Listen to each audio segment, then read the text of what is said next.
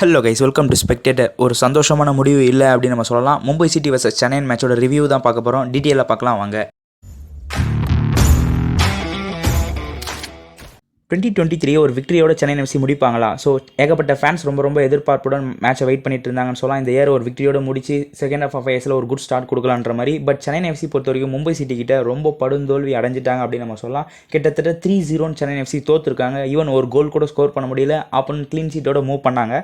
But இந்த மேட்சை பொறுத்த வரைக்கும் நம்ம ஃபர்ஸ்ட் ஹாஃப் செகண்ட் ஹாஃப்னு ரெண்டு விதமாக பிரிக்கலாம். பட் அதுக்கு முன்னாடி நம்ம சென்னையோட லைனை பார்த்துட்டு வந்தலாம். நம்ம லைனை பொறுத்த வரைக்கும் ரஹீம் அலி ரிட்டர்ன் வந்திருப்பாரு.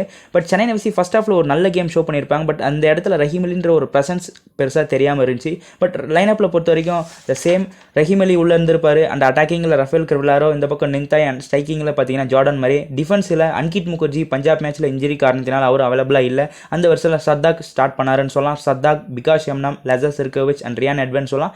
மிட்ஃபீல்ட் பொறுத்த வரைக்கும் பார்த்தீங்கன்னா ஆயுஷ் அதிகாரி, ஜித்தேஷர்னு சொல்லலாம். சரி, ஃபர்ஸ்ட் ஹாஃப் பொறுத்த வரைக்கும் சென்னை என்ன நல்லா பண்ணாங்கன்னா ஓவரால் ஒரு டீம் பர்ஃபார்மன்ஸ். ஸோ ஈஸ்ட் பெங்காலோட பிளான் எப்படி இருக்குன்னா, ஸோ ஒரு பிக் டீம் கிட்ட நம்ம தோக்க வேணாம், நம்ம சாலிடாக டிஃபென்ஸ் யூனிட்டில் ஸ்ட்ராங் பண்ணலாம், கிடைக்கிற வாய்ப்பை பயன்படுத்தி கோல் ஸ்கோர் பண்ண முடிஞ்சால் பண்ணலாம், மற்றபடி நம்ம டிஃபென்ஸில் ஸ்ட்ராங் படுத்தணும். ஸோ எந்த வித மிஸ்டேக்கும் பண்ணாமல் நம்ம அட்லீஸ்ட் அந்த ஒரு பாயிண்ட் எடுத்துகிட்டு போக பார்க்கணுன்ற மாதிரி சூப்பராக ப்ளே பண்ணாங்க.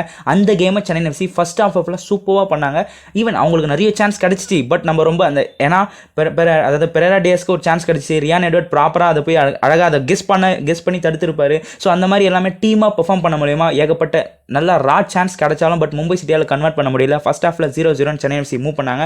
பட் மறுபக்கம் சென்னை எஃப்சிக்கும் நல்ல வாய்ப்பு கிடைச்சிச்சு. ஸோ சத்தாக்கு ஒரு சான்ஸ் கிடச்சிருக்கும். அது மட்டும் இல்லாமல் நிங்தாய் கிராஸ் பண்ணியிருப்பாரு. அந்த கிராஸை ரிசீவ் பண்ணுறதுக்கு முடியாமல் ஒரு புவர் ரன்னாக இருந்திருக்கும். அது மட்டும் இல்லாமல் அந்த கிராஸஸ் மேக் பண்ணும்போது உள்ள யாருனா இருக்காங்களான்னு பார்க்காமே கிராஸ் மேக் பண்ணாங்க. ஜஸ்ட் நிங்தாய் வெயிட் பண்ணி பால் எல்லாம் வந்துட்டு பிறகு செட்டில் ஆகிறாரு. அதுக்கப்புறம் அதாவது பாஸ் மேக் பண்ணுறாரு. பட் இன்னொரு பக்கம் பார்த்தீங்கன்னா அப்படியே பால் கொண்டு போய் அப்படியே கிராஸ் மேக் பண்ணுறாரு. அந்த பக்கம் யாருமே இல்லாததுனால ஜஸ்ட் யாராலும் இதை ரிசீவ் கூட பண்ண முடியல அப்படின்னு நம்ம சொல்லலாம்.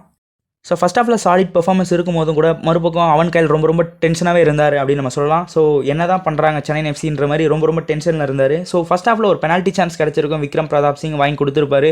சாந்தேவால கன்வெர்ட் பண்ண முடிஞ்சிருக்காது, இல்லைனா 1-0 மூவ் ஆயிருக்கும். பட் ஃபஸ்ட் ஹாஃபில் அந்த கோல் கன்வெர்ட் ஆக இல்லாத காரணத்தினால சென்னை எஃப்சி பார்த்தீங்கன்னா 0-0 ஃபஸ்ட் ஹாஃபில் முடிச்சாங்க. செகண்ட் ஹாஃபில் தான் ரியல் எக்ஸைட்டிங் வெயிட் பண்ணிட்டு இருந்துன்னு சொல்லலாம். ஸோ சென்னை ஃபேன்ஸுக்கு இல்லை, மும்பை சிட்டி ஃபேன்ஸுக்கு. ஸோ செகண்ட் ஹாஃப் பொறுத்த வரைக்கும் நான் ரொம்ப எதிர்பார்த்தேன். கண்டிப்பாக அவன் கையிலோட தாட் பிளேயர்ஸ்க்கு ரீச் ஆயிருக்கும். அவர் என்ன நினைக்கிறா அந்த கேமை செகண்ட் ஹாஃபில் ஒரு கன்சிஸ்டன்சி கேம் எதனா ஒன்று பண்ணுவாங்கன்ற மாதிரி எதிர்பார்த்தோம். பட் அவன் கையில் எதிர்பார்த்த கேம் அவங்க காமிக்கல. ஸோ அதை பற்றி தான் நம்ம பார்க்க போகிறோம். ஏன் அப்படின்னு பார்த்தீங்கன்னா, மும்பை சிட்டி இனிஷியலாகவே அந்த டாமினேஷனை ஸ்டார்ட் பண்ணிட்டாங்க. என்ன அவங்க ஃபஸ்ட் ஹாஃபில் மிஸ் பண்ணாங்களோ அதை செகண்ட் ஹாஃபில் மிஸ் பண்ணலன்னு சொல்லலாம்.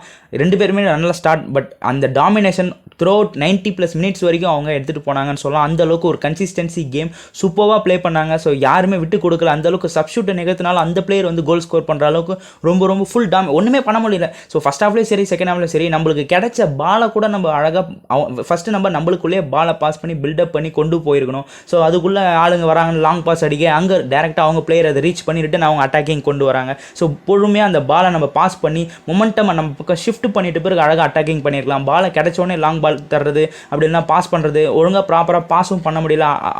அதாவது ஆப்போனன்ட் ஈஸியாக அந்த பாலை ரீச் பண்ணிடுறாங்க. ஸோ அந்தளவுக்கு அந்த பொசிஷனை நம்ம மெயின்டைன் பண்ணாதது ரொம்ப முக்கியமாக இருந்துச்சு இந்த மேட்ச். அது மெயின்டைன் பண்ணியிருந்தாச்சு எதனால் மொமெண்டம் நம்ம பக்கம் ஷிஃப்ட் ஆயிருக்கும். பட் செகண்ட் ஹாஃப் பொறுத்த வரைக்கும் ஃபர்ஸ்ட் ஹாஃப் என்ன பண்ணலையோ அதை செகண்ட் ஹாஃப் சூப்பராக மும்பை சிட்டி பண்ணாங்க. ஃபுல் டாமினேஷன் சொல்லலாம். ஸோ இனிஷியலாகவே பார்த்தீங்கன்னா ஒரு கோல் கிடச்சிருக்கும். சாந்தே எவ்வளோக்கு எவ்வளோ அவர் ஃபைட் பண்ணியிருப்பார். ஏகப்பட்ட சான்ஸ் அவர் மிஸ் பண்ணார். பட் ஃபுல்ஃபில் பண்ணிட்டாருன்னு சொல்லலாம். ஸோ அந்த வாய்ப்பை திரும்ப அவர் பயன்படுத்திட்டே இருந்து ஃபைனலாக அந்த கோல் ஸ்கோர் பண்ணி அவரோட சந்தோஷத்தை ரொம்ப செலிப்ரேட் பண்ணாருன்னு சொல்லலாம். 1-0 செகண்ட் ஹாஃபில் ஸ்டார்ட் பண்ணாங்க. ஸோ இதில் என்ன பார்க்க வேண்டியது இருக்குன்னா, சென்னை மேட்ச் முடித்த பிறகு இடையில 2 match Mumbai city Kerala blasters கிட்டையும் சரி, மோகன் பகான் சூப்பர் ஜெயின்ஸ் கிட்டே ஃபேஸ் பண்ணியிருப்பாங்க. மோகன் பகான் சூப்பர் ஜெயின்ஸை வீழ்த்தி இருப்பாங்க அண்ட் கேரளா பிளாஸ்டர்ஸ் கிட்ட தோத்துட்டு நம்மகிட்ட வந்திருப்பாங்க. ஸோ அந்த 2 மேட்சுமே ஜஸ்ட் நம்ம அனலைஸ் பண்ணிட்டு இருந்தாலே தெரிஞ்சிருக்கும் எப்படி அவங்கள பர்ஃபெக்டாக ஹேண்டில் பண்ணுறதுன்னு. அது ஃபஸ்ட் ஹாஃபில் காமிச்சாங்க, செகண்ட் ஹாஃபில் காமிக்க முடியல. ஹோப் செகண்ட் ஹாஃபில் இன்னும் டீட்டெயிலாக என்ன நடந்துச்சுன்னு பார்க்கலாம். ஸோ அதுக்கப்புறம் அவன் கையில் பார்த்தீங்கன்னா ரஃபேல் கிரிவலாரோ, ரஹீம் அலியெல்லாம் எடுத்துகிட்டு கோனா ஷீல்ஸ் அண்ட் வின்சியை ஸ்டார்ட் பண்ணார். ஸோ பட்டர்சேக்கும் அந்த வாய்ப்பு கிடைக்கல. அதுக்கப்புறம் பார்த்தீங்கன்னா சென்னை எஃப்சி ஸ்டில் மிஸ்டேக் பண்ணிட்டு இருந்தாங்க. ஸோ சப்ஸ்டியூட் மேலே சப்ஸ்டியூட் நிகழ்த்தினார். ஆல்மோஸ்ட் 5 சப்ஸ்டியூட் அட்டாக்கிங் கான்சன்ட்ரேஷன் பண்ணி தான் சப்ஸ்டியூட்டும் நிகழ்த்திருப்பார். ஜித்தேஷ்வர் சிர்கோவிச்லாம் எடுத்துகிட்டு ரொமாரியோ, கிருஷ்ணன் பட்டோச்செல்லாம் உள்ளே கொண்டு வந்திருப்பாங்க அப்படின்னு நம்ம சொல்லலாம். ஸோ ஆனால் மும்பை சிட்டிக்கு செகண்ட் ஹாஃபில் அதாவது செகண்ட் கோல் பார்த்தீங்கன்னா பெனால்ட்டி மூலமாக கிடச்சிருக்கும். ஸோ விக்ரம் பிரதாப் சிங் அந்த கோல் ஸ்கோர் பண்ணியிருப்பாரு. அவருக்கு ஓரளவுக்கு நல்ல கான்ஃபிடென்ட், அவரோட ஹார்ட் ஒர்க்கான டிசர்வ்னு சொல்லலாம். பட் அங்கே ரியான் எட்வர்ட் பார்த்தீங்கன்னா அவர் காலில் அடிச்சிருந்தாரு, ஓகே, அதனால நீங்கள் கொடுத்தீங்க. அதே தான் பஞ்சாப் மேட்ச்சில் ராஃபாக்கு அந்த டிம்ட்ரிஸ் பார்த்தீங்கன்னா அடிச்சாரு, அதுக்கெல்லாம் நீங்கள் கொடுக்கல. ஸோ இதை விட அவர் அடிச்சது தெளிவாக தெரிஞ்சிச்சு. பட் இதெல்லாம் நம்ம பேசி முடிச்சாச்சு, மறுபடியும் நம்ம அதை பேசவும் விரும்பல. பட் செகண்ட் ஹாஃபில் ஒரு கோல், அதாவது எக்ஸ்ட்ரா ஒரு கோல் ஸ்கோர் பண்ணி 2-0 அவங்க ஸ்டார்ட் பண்ணாங்க. ஸோ அதுக்கப்புறம் நிந்தா எடுத்து இர்ஃபானை உள்ளே கொண்டு வந்தார். எதனா ஒரு மேக் பண்ணுவாங்களான்னு. பட் குர்ப்ரீத் சிங் பார்த்தீங்கன்னா ஒரு சூப்பர் கோல்னு சொல்லலாம். அழகாக அதை கட் பண்ணி சூப்பர் கோல். ஸோ ஒன்றுமே பண்ண முடியல சென்னை எஃப்சி. ஈவன் டெப்ஜித்தாலையும் எதுவும் பண்ண முடியல. 3-0 அழகாக ஃபர்ஸ்ட் ஹாஃப், அதாவது செகண்ட் ஹாஃபில் ஒரு சூப்பர் ஸ்டார்ட். ஸோ ஆல்ரெடி 1-0 இருக்கும்போது நம்ம ஒரு கோல் ஸ்கோர் பண்ணி ட்ராவில் முடிச்சிருப்போம்னு எதிர்பார்த்தோம். ஸோ 2-0 3-0 வந்த பிறகு நம்மளால் எதுவுமே பண்ண முடியல. அட்லீஸ்ட் க்ளீன் ஷீட்டோட கொடுக்காம நம்ம பண்ணலான்ற மாதிரி ட்ரை பண்ணிட்டு இருந்தோம். பட் எதுவும் பண்ண முடியல அப்படின்னு நம்ம சொல்லலாம் சென்னை எஃப்சியால். ஸோ ஃபுல் டைமில் இந்த மேட்ச் சென்னை எஃப்சி பார்த்தீங்கன்னா 3-0 தோத்துட்டாங்க. மும்பை சிட்டி 3 கோல் ஸ்கோர் பண்ணியிருப்பாங்கன்னு சொல்லலாம். ஃபர்ஸ்ட் ஹாஃப் செகண்ட் ஹாஃப்ன்ற மாதிரி சொல்லலாம். ஃபர்ஸ்ட் ஹாஃபில் ஒரு டீம் கேம், செகண்ட் ஹாஃபில் அது கொஞ்சம் மிஸ் ஆச்சு. ஸோ எவ்வளோக்கு எவ்வளோ ஒரு கன்சிஸ்டன்சி கேம் ஷோ பண்ணாலும் அது செகண்ட் ஹாஃபில் கொடுக்கல.